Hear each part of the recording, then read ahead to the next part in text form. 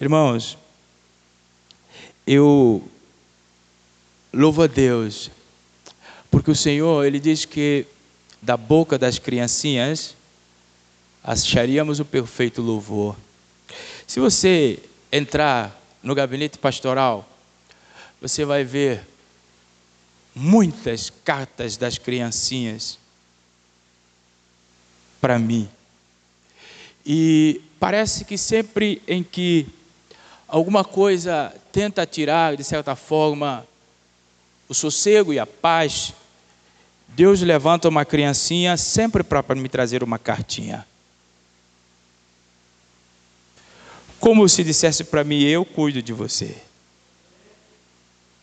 E sabe, o mais importante, doutor, é o desenho que está aqui dentro.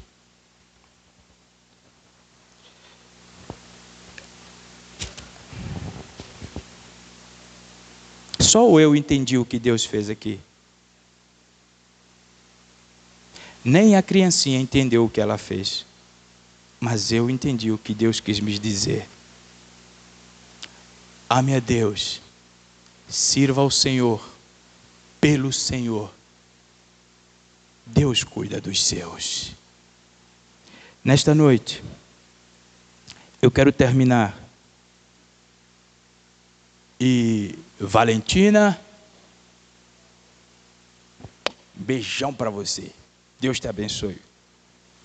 Eu quero terminar nesta noite a série dos paradoxos da Bíblia. Talvez no próximo ano nós voltemos, porque ainda há muito paradoxo na Bíblia para nós estudarmos. Eu quero acreditar que você tenha tirado lições importantíssimas para o seu coração durante essa série. Irmãos, porque eu gosto de série de mensagem, porque eu não prego aleatoriamente, eu prego com propósito, eu sei aonde eu quero chegar, qual é o fim que eu pretendo alcançar, e a forma expositiva é a melhor, e a série consegue, de certa forma, dar-nos uma amplitude maior de desenvolver. Por isso que eu gosto de série, e nos dias de quarta-feira você vai me ver sempre desenvolvendo séries de mensagem. Isto é bastante importante para nós. Não pegar texto isolado, tirar fora de contexto e jogar uma palavra. Perceber todo o contexto. Porque, irmãos, eu aprendi isso, que nem sempre a mensagem que Deus quer nos ensinar está no óbvio da leitura que você faz. Me entendeu? Nem sempre. A mensagem que Deus quer te dar está no óbvio da leitura que você faz do texto. Por isso nós precisamos entender o texto no seu contexto, para nós não começarmos a criar heresias. E nesta noite eu quero te convidar a abrir a sua Bíblia comigo no livro de Mateus, capítulo 11. Nós vamos ler a partir do versículo 20. E hoje eu quero falar sobre o jugo que liberta. O jugo que liberta. Tomar o jugo que Jesus nos concede permite-nos encontrar a verdadeira liberdade em nosso coração. Escreva isso. O jugo que liberta só faz sentido se nós tomarmos de Jesus a proposta do jugo que Ele nos dá. Repara que o texto que nós vamos ler, Jesus não promete tirar-nos o jugo. E isso é erro de muita gente, achar que Jesus chamou a gente para tirar o jugo. Jesus não chamou ninguém para tirar jugo. Jesus nos chamou para trocar o jugo. Trocar, não tirar. Mas vamos ver o texto, a partir do versículo 20, capítulo 11 de Mateus. NVI, eu estarei lendo. Diz assim a palavra do Senhor Deus. Então Jesus começou a denunciar as cidades em que havia sido realizada a maioria dos seus milagres, porque não se arrependeram. Ai de vocês, Corazim, ai de vocês, Betsaida, porque se os milagres que foram realizados entre vocês tivessem sido realizados em Tiro e Sidom, há muito tempo elas teriam se arrependido, vestindo roupas de saco e cobrindo-se de cinza. Mas eu afirmo que no dia do juízo haverá menor rigor para Tiro e Sidom do que para vocês. E você, Cafarnaum, será elevado até o céu? Não, você descerá até o Hades. Se os milagres em que vocês foram realizados tivessem sido realizados em Sodoma, ela teria permanecido até hoje. Mas eu afirmo que no dia do juízo haverá menor rigor para Sodoma do que para vocês. Naquela ocasião, Jesus disse: eu te louvo, Pai, Senhor dos céus e da terra, porque escondestes estas coisas dos sábios e ocultos e as revelastes aos pequeninos. Sim, Pai, pois assim foi do teu agrado. Todas as coisas me foram entregues por meu Pai. Ninguém conhece o Filho a não ser o Pai, e ninguém conhece o Pai a não ser o Filho e aqueles a quem o Filho o quiser revelar. Venham a mim, todos que estáis cansados e sobrecarregados, e eu darei descanso a vocês. Tomem sobre vocês o meu jugo e aprendam de mim, pois sou manso e humilde de coração, e vocês encontrarão descanso para as suas almas, pois o meu jugo é suave e o meu fardo é leve. Deus, obrigado pela tua palavra.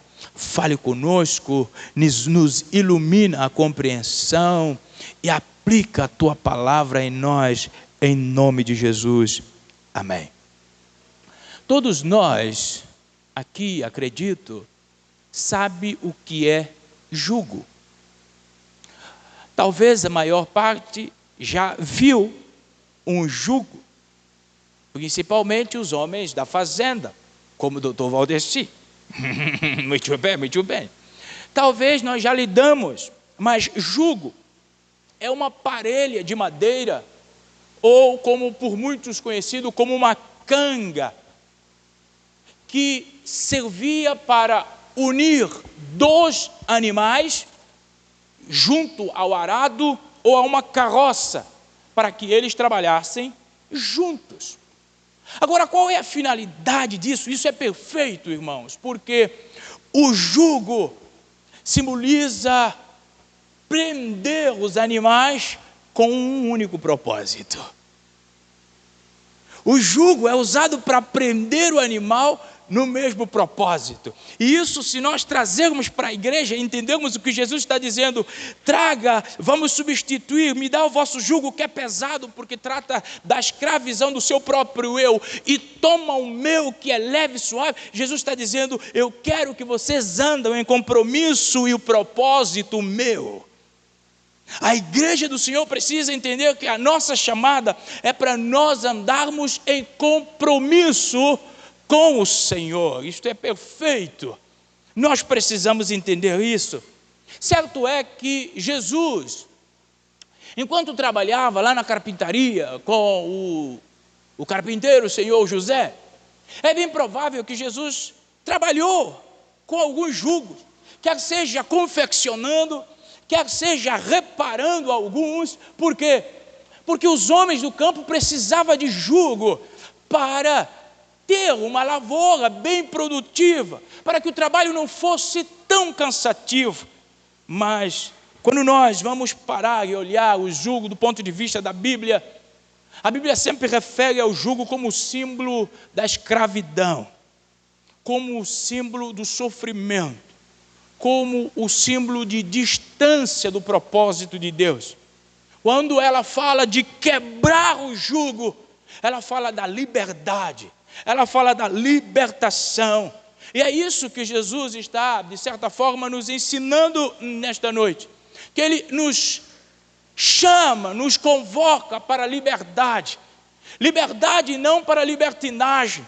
Liberdade não para fazermos o que queremos. Liberdade para que nós tiremos a máscara. Liberdade para que nós podemos transparecer a glória de Deus. Liberdade para o amar. Liberdade para servir. Liberdade para servir a igreja. Liberdade para sermos testemunho vivo. Liberdade para nós amarmos ao Senhor e o seu reino. É por isso que, por exemplo, os meninos pequenos, quando atingiam a sua idade, de 7, 8 anos, meninos no tempo de Jesus, que precisava de um ensinamento religioso, eles eram levados por um rabino, e a palavra que associavam eles é: este menino está sob o jugo do rabino fulano de tal. Paulo estava sob o jugo do rabino Gamaliel. Qualquer semelhança com o nome não é mera coincidência, é realmente sim, o meu nome foi extraído da Bíblia, Gamaliel. Então Paulo estava sob o jugo dele, ou seja, o compromisso com as verdades que o rabino iria ensinar, tanto assim que Paulo se identifica como dos da sua época que estava sobre o jugo de Gamaliel, ele era o que mais se destacava por causa do seu compromisso com a verdade que o rabino ensinava. Sabe, quando eu percebo o jugo, o irmão não está chegando aqui, está um pouquinho quente. Então, quando a gente vê, eu estava te procurando, quando a gente vê Jesus falando para nós trocarmos os jugos, assumirmos o jugo dele, ele simplesmente está falando de nós unirmos-nos a ele, de nós nos comprometermos com ele, com a sua palavra, com a sua verdade. Muito bem, muito bem. Moisés, ele dá ao povo de Israel, Deuteronômio capítulo 22 e o versículo 10, ele dá uma regra para os jugos, ensina o princípio espiritual sobre o jugo. Ele diz assim: não arre a terra usando um boi e um jumento sobre o mesmo jugo. A razão é muito óbvia, irmãos. O que Moisés estava ensinando é que não pode ter associação. Por isso que Paulo também vai ensinar que nós não podemos simplesmente, meu irmão, ter associação com a luz e trevas, crente e descrente, porque é problema. Por que Moisés disse que não usasse o boi e o jumento no mesmo jugo? Porque os animais, eles eram ou são radicalmente diferentes. Me ajuda aí, professora. Muito bem.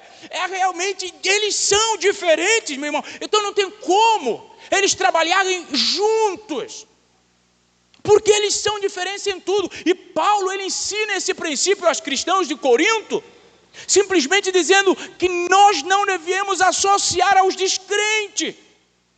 Meu irmão, quantas histórias eu já ouvi aqui? O irmão Clóvis, por exemplo, ele conta que já teve muita queda de jumento, de burro, deu muita queda nele. Porque o jumento, ele é assim, ele é um animal impulsivo e independente. E principalmente se ele se achar meio acuado, aí é que ele quer se mostrar. E por vezes você não tem como dominá-lo, porque ele chega e te deixa cair. Acredito que vocês aqui todos têm a história de já cair de jumento, né? Muito bem. O amigo Paulinho também tem. E ele conta que certa vez ele, o irmão e os 12 irmãos estavam no jumento. O jumento veio com uma força e chegou no entroncamento. O jumento baixou a cabeça e todo mundo foi para o chão. Repara, por isso Moisés está dizendo, não dá para associar esses 12 animais. E Paulo vai dizer, ei, não há associação entre luz e trevas. Irmãos, eu já testemunhei muito jugo desigual, trazendo tristeza e dor para casamentos. Eu já vi muito jugo desigual, trazendo tristeza e dor para sociedades empresariais. Porque as pessoas não ouvem, não descem, na verdade até ouvem, mas não permite que o que elas ouvem transforme sua vida. E elas querem simplesmente a independência, de fazer o que quiser, como quiser. E aí paga pelo jugo desigual. Mas o que Jesus está nos oferecendo é um jugo que liberta-nos da escravidão e que nos auxilia a crescer. O jugo de Jesus, a proposta por trás é: se relacione, se conecte, se comprometa comigo. É isso que Jesus quer de nós. Irmãos, ao não ser que nós nos comprometamos intencional e integralmente ao Senhor, a obediência da sua palavra, jamais nós haveremos de ser um homem ou uma mulher de Deus. Jesus, Mateus capítulo 11, do versículo 20 ao 30, Jesus lida com 3 tipos de pessoas. E é esses 3 tipos de pessoas que eu quero pensar com vocês nesta noite, meus amados irmãos, sobre o jugo que liberta. Jesus fala com descrente, do versículo 20 ao versículo 24. Jesus fala com desamparados, do versículo 25 ao versículo 27. E Jesus fala com os oprimidos, do versículo 28 ao versículo 30. Vamos considerar aqui algumas implicações. Primeiro, é que quando Jesus fala do versículo 20 ao versículo 24, ele fala com os descrentes, cujo a implicação é o juízo. Meu irmão, durante os 3 anos do ministério público de Jesus, ele mostrou amor pelas pessoas, viajando de um lado para outro, alimentando aqueles que tinham fome, curando aqueles que estavam enfermos e deficientes, libertando aqueles que estavam endemoniados e até ressuscitando mortos. Isso para mostrar o quanto ele amava os homens. Mas os inimigos de Jesus simplesmente diziam que o poder pelo qual ele faz todas essas coisas viam de Satanás, viam do mal, das trevas, e que ele era um Beelzebu. Mas agora Pedro, em Mateus capítulo 16, versículo 16, Pedro tem aquilo que eu chamo de vislumbre da graça.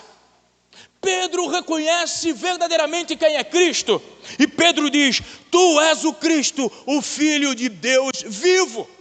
Por isso, aqueles que confiaram em Cristo tiveram uma vida nova, e consequentemente esta vida nova os acompanhou durante todo o seu périplo pela terra. Mas aqueles que rejeitaram Cristo, meus irmãos, eles tiveram uma morte eterna. Mateus 11, 20 a 24, que nós acabamos de ler, Jesus está aqui acusando seus opositores. Jesus está aqui declarando àqueles que rejeitaram a fé que eles estavam em um grande problema, porque eles tinham ouvido a mensagem, eles tinham observado o testemunho, eles tinham visto o milagre, mas eles não creram no Filho de Deus para serem salvos, porque a salvação não está em mim, a salvação não está no produto da minha mão, a salvação não está enquanto eu falo bonito, a salvação está no sangue, no sacrifício de Jesus Cristo. Por isso que Paulo, ou na verdade João vai escrever em João 12, 37, mesmo depois que Jesus fez todos aqueles sinais, eles não creram nele. Ou o homem, essa é o homem na sua versão mais natural, coração duro, coração incrédulo. Este é o homem. Por isso ele fala Cafarnaum, ele grita Cafarnaum. Porque Cafarnaum, meu irmão, era uma cidade importante nos dias de Jesus. Ela tinha uma localização geográfica totalmente estratégica para a Galileia. Mas foi lá naquela cidade em que Jesus, ele realiza inúmeros milagres. Mas o povo não acreditava nele. Ele chega dizendo: se todo milagre que foi feito aqui fosse feito em Sodoma, Sodoma existiria até hoje. Jesus está revelando o homem na sua versão mais doentia. Jesus, ele pega Cafarnaum. Por que Cafarnaum é mais perigosa? Porque Jesus estabeleceu em Cafarnaum, Marcos capítulo 12, versículo 1, Jesus estabelece em Cafarnaum a sua base missionária. Tanto é que o evangelista diz que ali estava a casa de Jesus. O texto de Mateus capítulo 11, 23 e 24, Jesus diz com muita clareza: Cafarnaum, você vai para o Hades. Cafarnaum, você não vai para o céu. Irmão, que palavra dura. Porque, repara, Cafarnaum foi onde Jesus curou um homem possuído por espíritos malignos. Marcos capítulo 1, versículo 23 a 38. Lá em Cafarnaum, Jesus curou um paralítico. Marcos capítulo 10, ou capítulo 2. Jesus curou uma mulher de hemorragia e ressuscitou a filha de Lázaro. Marcos capítulo 5. Jesus curou 2 cegos. Mateus capítulo 9. Jesus curou um menino que era possuído por espírito surdo e mudo. Marcos capítulo 9. E mesmo assim, eles não creram em Jesus. Eles negaram Jesus. Meu irmão, qualquer semelhança com o nosso tempo não é mera coincidência. O homem tem ouvido a palavra do Senhor, mas não tem se deixado transformar por ela. A igreja está pregando, mas o homem quer escolher o que ouve. O homem quer os seus direitos, quando o direito do homem é o inferno. É a graça de Deus que leva o homem para o céu. Meu irmão, Corazim e Betsaida eram cidades importantes, mas o problema estava em Cafarnaum, porque elas não eram tão importantes quanto, porque Jesus tinha a sua casa lá.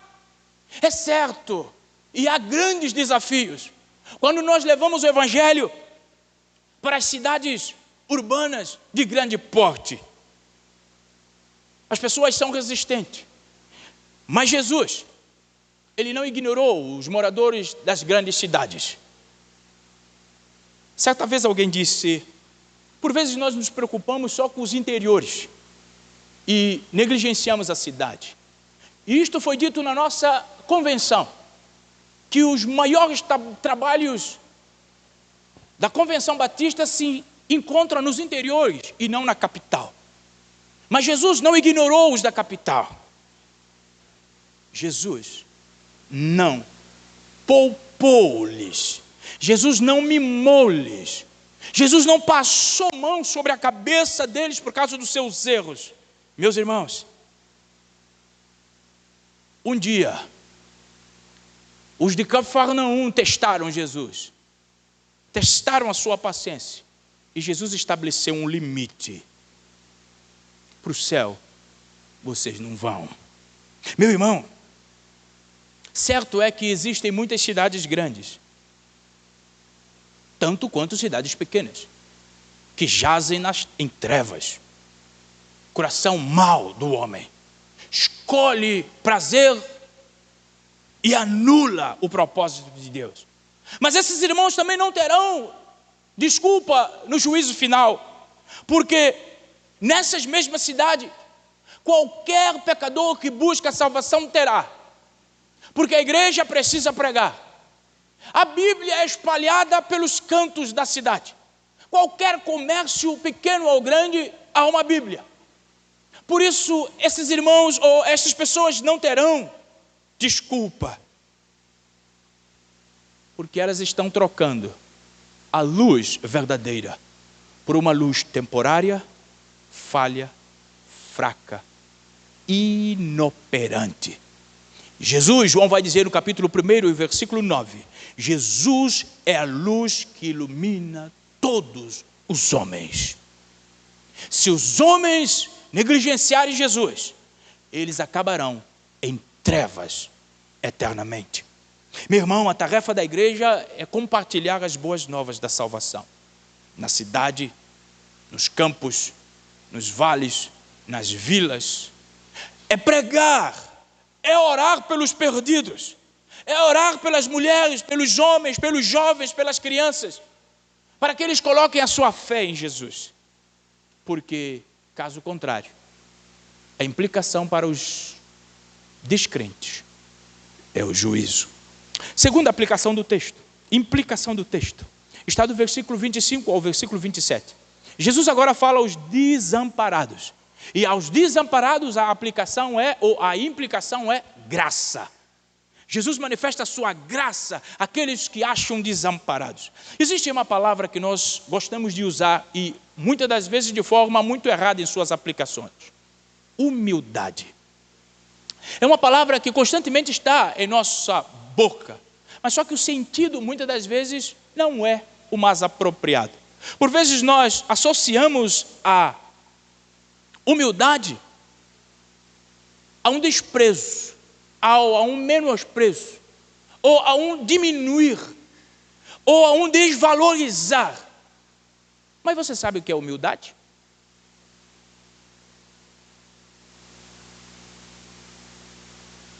Não é uma pergunta retórica.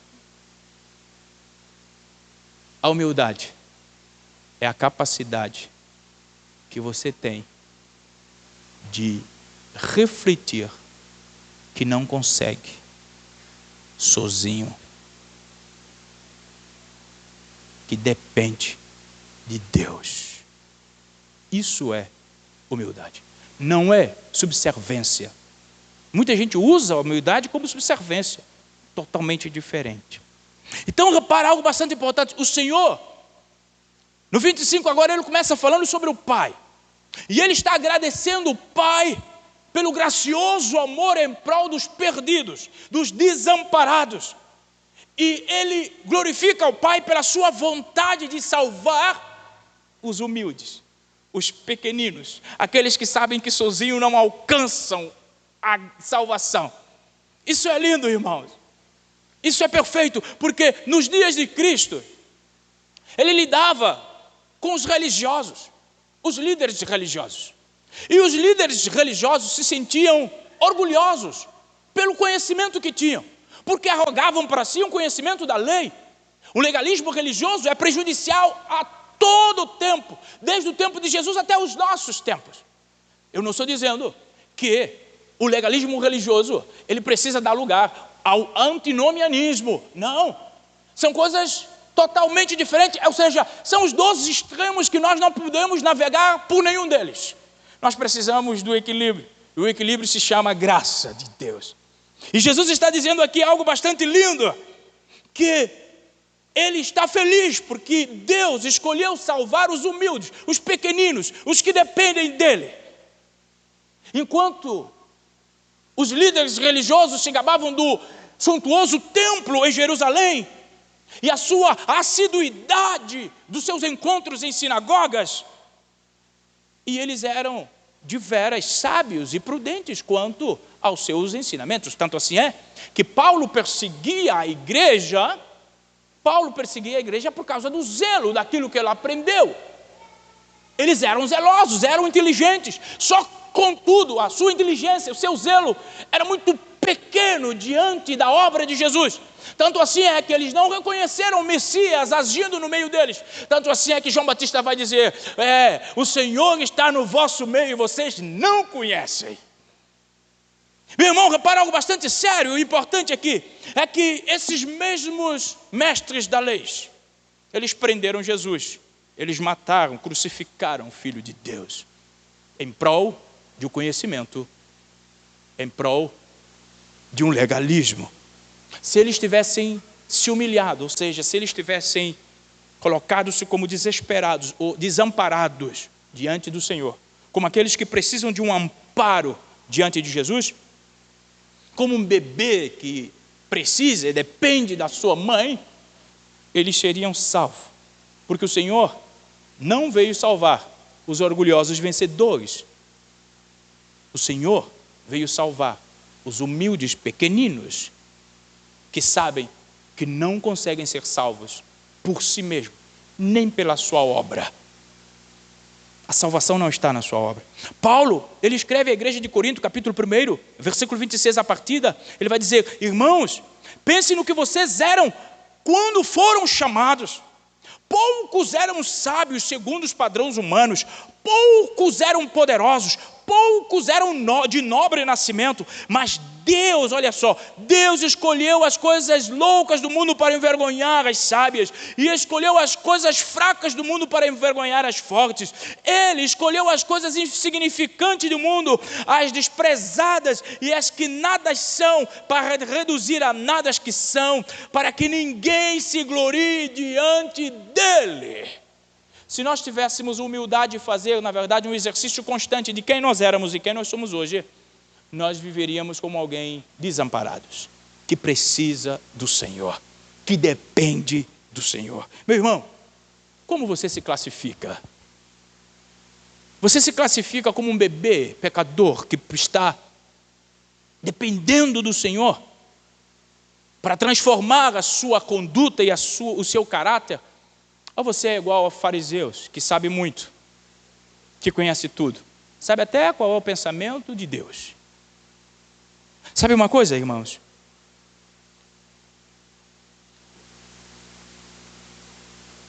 Jesus diz que o Filho revela o Pai a nós.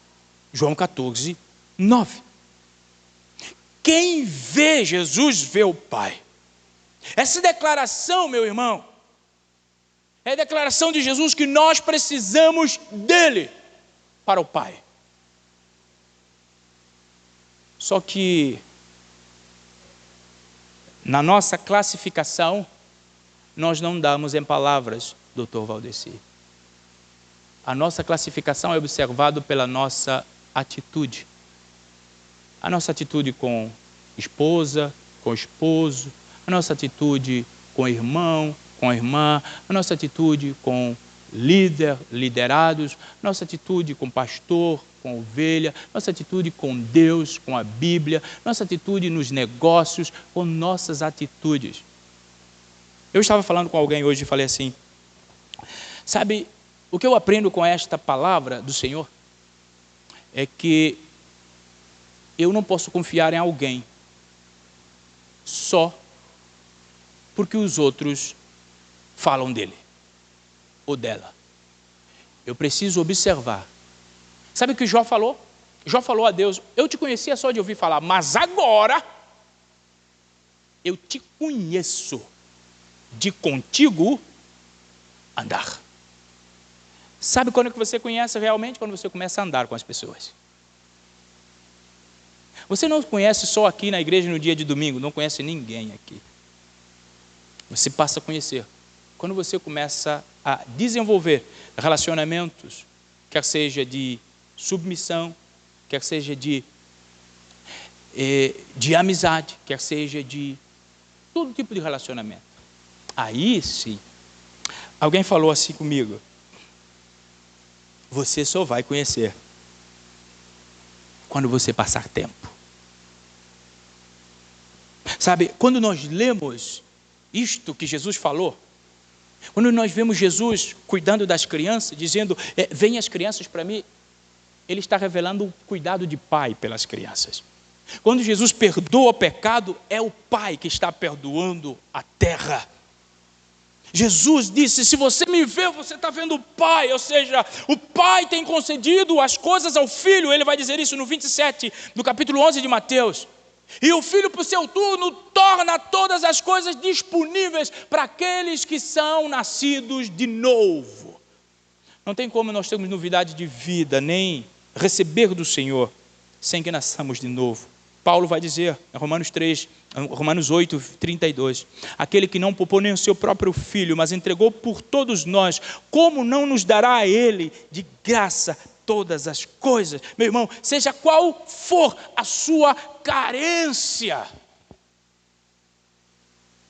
qual for a sua carência, quer seja existencial, quer seja de atenção, quer seja de oportunidade, qual seja a sua carência, meu irmão, leva para os pés do Senhor, porque Paulo fala em Filipenses 4,19, porque Ele suprirá todas as necessidades de vocês, de acordo com as suas gloriosas riquezas em Cristo. João fala em 3,35, o Pai ama o Filho e entregou tudo em suas mãos. Nós precisamos ir a Cristo, não fazer atalhos. Você não é Jesus. Terceira implicação desse texto. Jesus agora fala sobre ou para os sobrecarregados. Aos descrentes, a implicação é juízo. Aos desamparados, a implicação é graça. Agora, aos sobrecarregados, a implicação é paz. Olha o que Jesus vai dizer a partir do 28. Venham a mim todos que estão cansados e sobrecarregados, e eu darei descanso a vocês. Tomem sobre vocês o meu jugo e aprendam de mim, pois sou manso e humilde de coração, e vocês encontrarão descanso para as suas almas, pois o meu jugo é suave e o meu fardo é leve. Aqui está o nosso paradoxo. Aqui está o nosso paradoxo, é que tomar o jugo concedido por Jesus permite-nos descansar e encontrar liberdade em nosso coração. Este é o jugo que liberta, o jugo de Jesus. Sabe, há um teólogo britânico que escreveu, o Forster, que escreveu: o primeiro dever de cada alma é encontrar não a sua liberdade, mas o seu mestre. Isto é lindo. O dever primeiro de todos nós não é correr atrás de felicidade, mas atrás do mestre que pode dar felicidade. Sabe, eu gosto de música. Gosto de música. E eu sei, e você também sabe, para ser um bom e um exímio músico, o que é que nós precisamos fazer? Nós precisamos primeiro nos submeter à orientação e disciplina de um talentoso instrutor, tornando-nos, ou na verdade, trocando a nossa liberdade pela disciplina e crescimento. Só assim, um dia, nós poderemos tornar um excelente músico, se submetermos ao jugo de um bom instrutor. O grande problema é que hoje, no nosso tempo, nós não queremos nos submeter. Por isso, jamais conseguiremos ser um bom músico. Quantas pessoas aqui já falaram para mim: pastor, eu gosto de música, mas quando a gente fala, vai para a escola, vai para a aula, olha, nós temos aula de música aqui, cadê Guaí?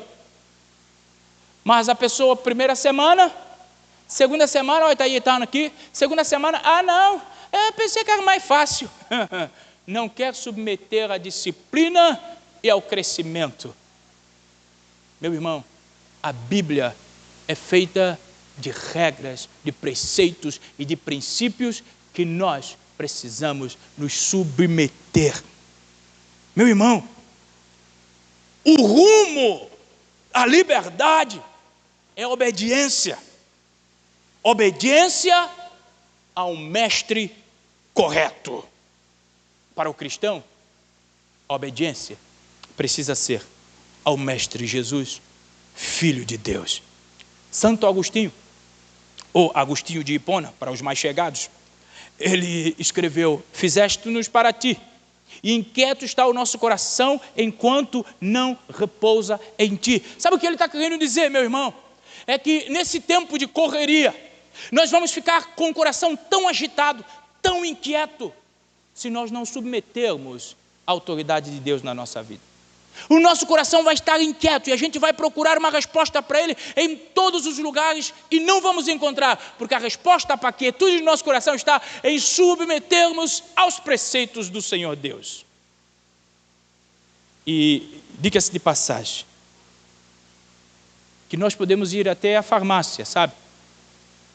Você pode ir à farmácia, comprar uma pílula para você dormir.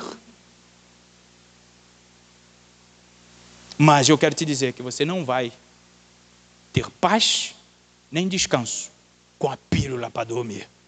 Porque a paz e descanso é um resultado da submissão aos preceitos do Senhor Deus. Sabe, 4 instruções o Senhor Jesus ele nos dá para termos paz e descanso, para termos quietação em um coração perturbado. E um coração perturbado a gente percebe na sua face. Primeiro, Jesus diz assim: venham a mim, Venham a mim. 28. Irmãos, ir a Cristo significa submeter e confiar no Salvador e Senhor Jesus Cristo. Ir ao Senhor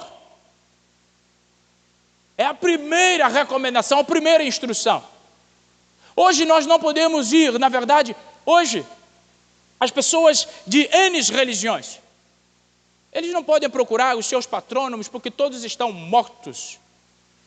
É assim que disse um muçulmano a um determinado pregador.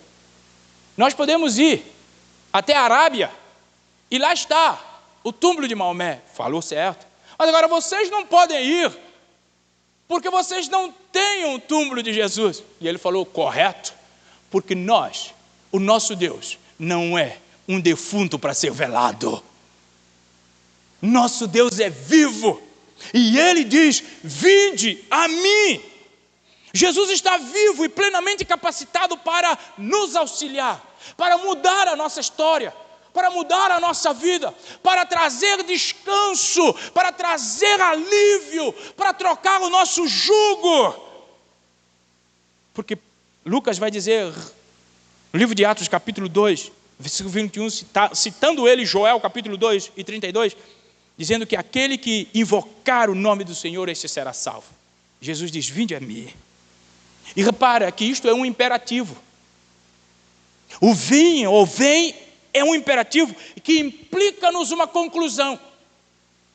Se Jesus nos diz, vinde a mim, é o sinônimo de que todos os pecadores estão indo num caminho errado. É o sinônimo de que toda a multidão está seguindo uma marcha errada. Por isso ele diz, vinde a mim. Ou seja, dê meia volta do seu caminho, por favor, e volte para Jesus. É isso que ele está dizendo, vinde a mim. Ele diz, dê a meia volta do seu caminho e venha para mim, para que você tenha descanso, paz na sua alma. Vá ao Senhor. Deixa o Senhor ser seu Senhor. Meu irmão, segunda implicação. Ele diz, tome sobre vocês o meu jugo. Tome sobre vocês o meu jugo. Nosso Senhor, Ele não força ninguém a tomar o jugo. Ele não força ninguém a ter paz na sua vida. A proposta dele é trocar o nosso jugo para nós termos descanso, alívio, paz e descanso. Só que não é obrigado. Ele diz, tome. Ele não nos coloca por pressão. Ele diz, tome. Porque todos nós, a obra de Deus não é obrigada. Você não é obrigado a fazer a obra de Deus.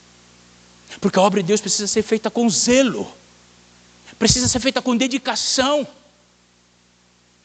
Por isso ele diz, tome. Por quê, meu irmão? Porque isso leva-nos a um relacionamento profundo com Ele. Porque quando nós tomamos, nós nos aproximamos dEle. Nós nos achegamos a Ele, passamos a desfrutar da paz dEle. Quando tomamos sobre nós o jugo de Cristo, recebemos a paz do Senhor. E a paz que excede todo o entendimento, diz o apóstolo Paulo aos Filipenses 4. A paz de Deus significa que os nossos pecados são perdoados. Porque o que nos dá inquietação é os nossos pecados.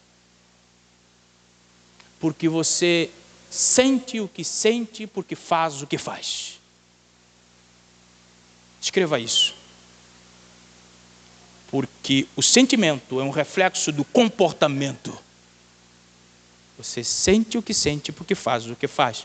Mas quando você começar a mudar o que faz, sentirá o que precisa sentir. Sabe, a paz de Deus é silenciosa confiança que nos invade e controla a nossa vida. A paz de Deus significa que nós somos salvos e haveremos de desfrutar a paz. O jugo do pecado é pesado, o fardo. Assim como o jugo do legalismo religioso é pesado. No entanto, o jugo de Jesus é leve. O jugo é leve e o fardo é suave. Terceira implicação, aprenda de mim. Jesus está dizendo aqui no 29, aprenda de mim. Meu irmão, nós precisamos crescer na graça e no conhecimento. A proposta de Jesus é que nós não sejamos meninos eternamente. A proposta de Jesus é que nós galguemos passos diferentes, degraus acima, para experimentar mais de Deus.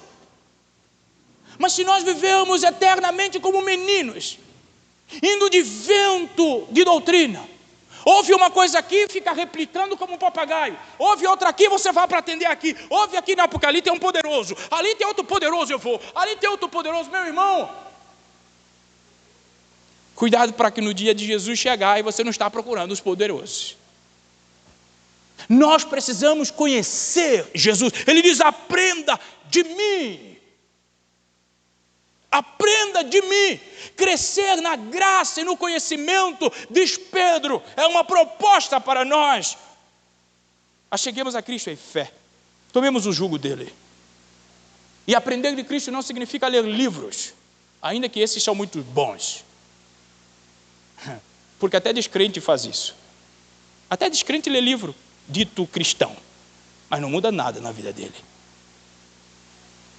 Aprender de Cristo é você abrir mão do seu eu, do seu ego, da sua altivez e submeter aos preceitos do Senhor Jesus. Abrir mão do seu orgulho. Submeter-se aos preceitos de Deus. A Bíblia diz que se nós conhecermos a verdade nos liberta. Mas se o meu coração está inquieto, é porque a verdade não me libertou. Ou talvez é porque eu não conheço a verdade. É importante nós melhorarmos no nosso conhecimento de Jesus. E o conhecimento de Jesus, ele é visto com os olhos. Ou na verdade, ele é ouvido com os olhos. Percebeu aí, Cristiano? O conhecimento de Jesus na nossa vida é ouvido com os olhos. Não esqueça disso, escreva isso no seu coração. Precisamos de intencionalidade a ser santos, para sermos santos. Intencionalidade, precisamos ter tempo, investir tempo na oração. Investir tempo na comunhão. Investir tempo no serviço do Senhor. Para que nós experimentemos a última orientação do Senhor: encontrem descanso. No 30 ele diz: vocês vão encontrar descanso. Quando pela fé nós vamos até Cristo, Ele nos concede descanso. Descanso para a nossa alma, descanso para o nosso coração, descanso para a nossa mente, descanso para a nossa consciência. Ele nos concede descanso. Ainda que circunstâncias à nossa volta parecem perturbadoras. Você entendeu agora o desenho? Eu queria chegar até aqui. O desenho é isso aí que essa menina fez. Percebe que as circunstâncias à volta do barco é de tempestade. Mas o barco está envolto a uma proteção. Quando você está em Cristo, Ele te dá descanso. Que em meio à tempestade, você está no calmaria. O seu coração está em paz. Você tem descanso. Meu irmão, Deus é lindo. Nosso Deus, Ele tranquiliza seus filhos dizendo assim: o Senhor, o seu Deus, está no meio de vocês, ou no seu meio. Sofonia 3:17. A propósito, sofonia está na Bíblia. Por isso, é claro que nós jamais haveremos de controlar todas as condições da nossa vida, porque nós somos limitados quanto a tempo, a espaço, a vontade, somos todos limitados. Mas, ainda que a circunstância seja perturbadora, se o nosso coração estiver em Cristo, nós haveremos de experimentar descanso, paz e alívio. Nós podemos, no Senhor Jesus, porque Ele afirma: venha, tome o meu jugo, aprenda de mim e encontre descanso. Que nós tomemos nesta noite o jugo do Senhor Jesus, para sermos libertos. Jesus não nos concede paz ao meio à tribulação somente, mas em meio à tribulação, Ele é a nossa paz. Ele é a nossa paz. Por isso, vinde ao Senhor e descansemos nele. Que Deus nos ajude a compreender. Que o Senhor aplique esta verdade em nossos corações e nos ajude a galgar, Senhor, degraus mais elevados do nosso relacionamento com o Senhor, trocando o nosso jugo, experimentando da verdadeira paz que só no Senhor nós encontramos. Meus irmãos, que Deus abençoe. E assim, nós terminamos esta parte do nosso estudo sobre os paradoxos da Bíblia. E hoje contamos com uma ilustração exponencial, né? Muito bem. Vamos orar e nós vamos para casa. Obrigado, Senhor Deus, por esta noite. Obrigado por esta igreja, a igreja do Senhor, que é militante nesta terra, mas estamos nos aperfeiçoando em Cristo Jesus para o encontro com o Senhor. Por isso, tira de nós, Senhor, todo tipo de situações que inviabiliza, Senhor, o nosso olhar de estar somente no Senhor Jesus. Nós aprendemos nesta noite. A proposta do Senhor nos dá alívio, nos dá descanso, nos dá esperança, nos dá tranquilidade e paz. Por isso, aquieta o nosso coração, Senhor, porque nós sabemos, Deus, que nós precisamos de um coração aquieteado no Senhor. E como diz o Senhor Agostinho, o nosso coração só terá paz se nós estivermos em Cristo Jesus. Por isso, nos prepare, nos capacite a esta verdade. Nós oramos nesta noite, nos dê uma noite de paz, de descanso, de refrigério, e nos impulsiona a leitura da Tua Palavra e a oração para mudarmos a nós mesmos a cada dia. Não achar que somos perfeitos, porque não somos, e buscar sempre no Senhor a mudança, a ajuda para melhorarmos. Sê com a Tua igreja, faça a Tua vontade no meio deste povo que é Teu. Em nome de Jesus nós oramos, amém. Que o amor de Deus o Pai, a graça de Jesus Cristo, seu amado Filho, a comunhão e consolação do doce Santo Espírito esteja com cada um, em cada coração, concedendo tranquilidade, paz e descanso, formosando para a glória do seu nome. Nós te louvamos em nome de Jesus.